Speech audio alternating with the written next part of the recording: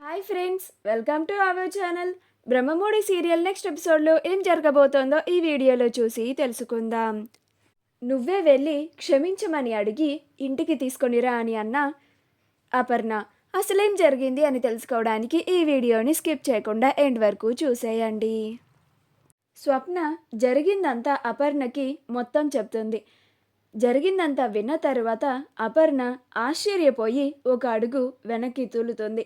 అప్పుడు అందరూ aunty, mummy అని, అపర్ణ అక్క అని అంటూ ఉంటారు. అప్పుడు అపర్ణ చాలా ఆపండి అని అంటోంది.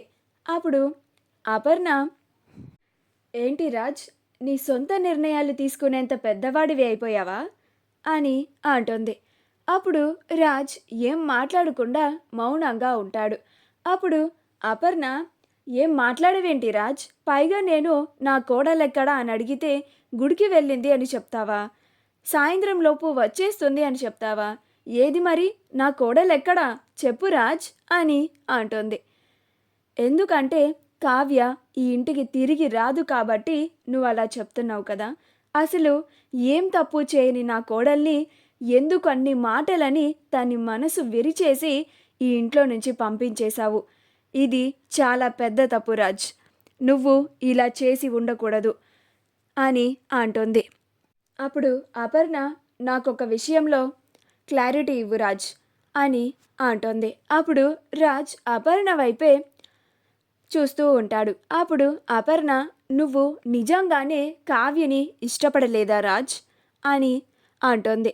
అప్పుడు రాజ్ అలానే అపర్ణ వైపు చూస్తూ ఉంటాడు. అప్పుడు అపర్ణ, నువ్వు నీ పెళ్లి నాటికి ఇష్టపడకపోయినా తర్వాత నీ భార్యని ప్రేమించావు కదా, ఆ విషయం గురించి నేను అడుగుతున్నాను. నువ్వు కావ్యని తర్వాత కూడా ఇష్టపడలేదా అని అంటోంది. అప్పుడు రాజ్, ఇష్టపడ్డాను మమ్మీ అని అంటాడు. అప్పుడు అపర్ణ, ఇష్టపడి కాపురం చేయలేదా అని అంటోంది. అప్పుడు రాజ్, ఇష్టపడే చేశాను మమ్మీ అని అంటాడు. అప్పుడు అపర్ణ, మరి బలవంతం మీద నీతో కాపురం చేశాను అని ఎందుకు అన్నావు రాజ్ అని అంటోంది.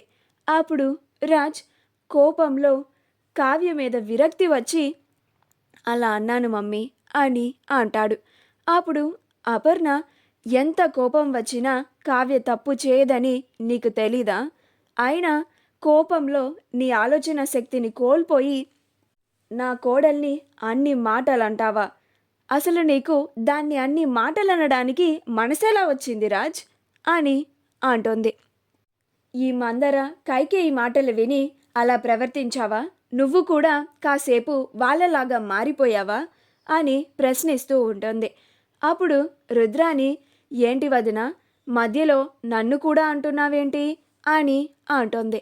అప్పుడు అపర్ణ, మరి ఇంకెవరిని అనాలి, నువ్వే కదా ఇదంతా జరగడానికి ముందు అగ్గిరాజేసింది అని అంటోంది.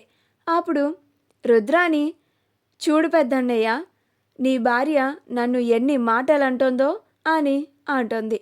అప్పుడు అపర్ణ, రుద్రాని, నువ్వు చేసిన దానికే నేను నిన్ను అంటున్నాను, ఎవరికి చెప్పుకుంటావో చెప్పుకో అని అంటోంది. అప్పుడు రుద్రాని నోరు మూసుకొని ఉంటుంది. అప్పుడు అపర్ణ, ఇందాక స్వప్న చెప్తుంటే ఇందుకేనా నువ్వు చెప్పనీయకుండా నా ఆరోగ్యం బాగోలేదు అని చెప్తున్నావు, నీకు నా పైన అంత ప్రేమ ఎప్పుడు పెరిగిపోయింది రుద్రాని అని ప్రశ్నిస్తూ ఉంటుంది. అయినా సరే రుద్రాని మౌనంగా ఉంటుంది. అప్పుడు అపర్ణ, నువ్వు ఎందుకు అలా మాట అన్నావో నేను చెప్పనా రుద్రాని, ఎక్కడ నువ్వు చేసిన ఘనకార్యం బయట పడిపోతుందో అన్న భయంతో నాకు ఆరోగ్యం బాగోలేదు అని చెప్తున్నావంతే, లేకపోతే ఒకరి ఆరోగ్యం గురించి నీకు ఎందుకు, నువ్వు అసలు అలా ఆలోచించవు కదా, పైగా ఇంకొకరు సంతోషంగా ఉన్నారన్నా కానీ నీకు అసలు తిన్నది అరగదు కదా అని అంటోంది. అప్పుడు రుద్రాని కోపం తెచ్చుకుంటూ ఉంటుంది.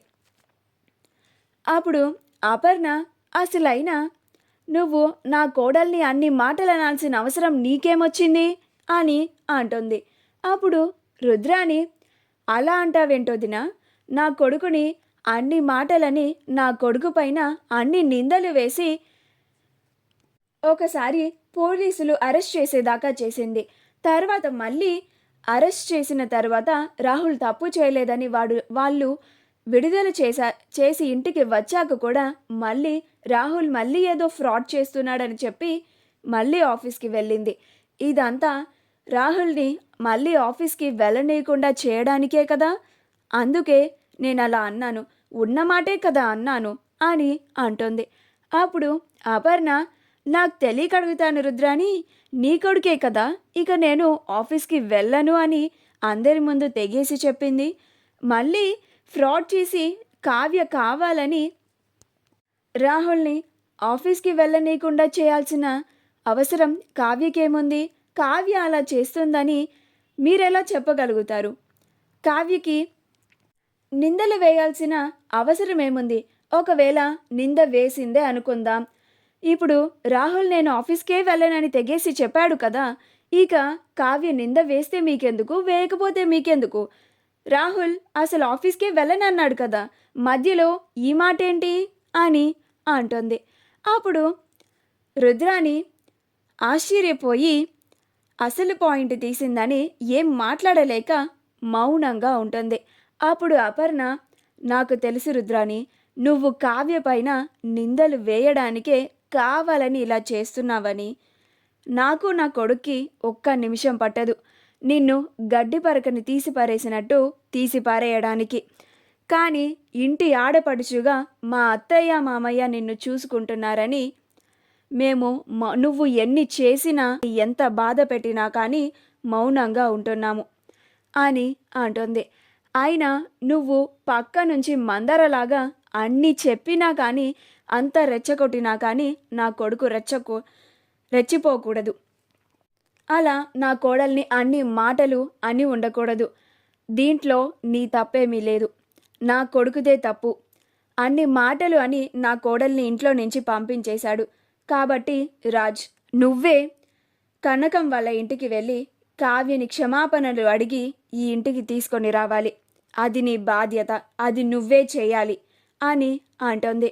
అప్పుడు రాజ్ మమ్మీ అని అంటాడు. అప్పుడు అపర్ణ, మమ్మీనే చెప్తున్నాను, నువ్వు వెంటనే కావ్య దగ్గరికి వెళ్ళి క్షమించమని బ్రతిమిలాడి నా కోడల్ని ఇంటికి తీసుకొనిరా అని అంటుంది.